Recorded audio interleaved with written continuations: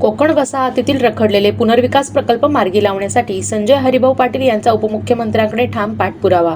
कल्याण डोंबिवली शहरातील कोकण वसाहतीमध्ये गेल्या अनेक वर्षांपासून रखडलेले पुनर्विकास प्रकल्प मार्गी लावावेत यासाठी शिवसेना भाजपा महायुतीचे नेते संजय हरिभाऊ पाटील यांनी राज्याचे लाडके उपमुख्यमंत्री यांच्याकडे ठाम व सातत्यपूर्ण पाठपुरावा केलेला आहे।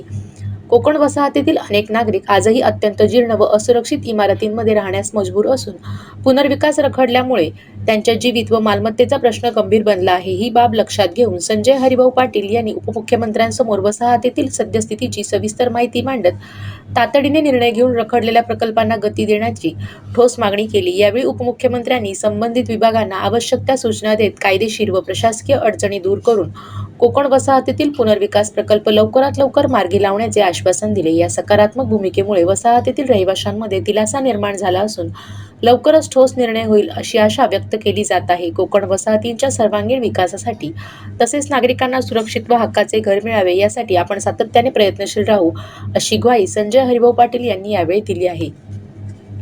ह्या उमेदवारांनी आमच्या प्रभागामध्ये गेली 20 वर्षांमध्ये जो विकास केलेला आहे, खेळाच्या मैदानांपासून तर ज्येष्ठ नागरिकांपर्यंत, लहान मुलांच्या आरोग्यापासून तर वयस्कर माणसाच्या आरोग्यापर्यंत अत्यंत चांगल्या प्रकारे काम संजय पाटील आणि निलिमा पाटील यांनी केलेलं आहे आणि त्याचमुळे हाच उमेदवार आम्हाला योग्य वाटतो। घराघरात जाऊन काम करणारे ते उमेदवार आहेत।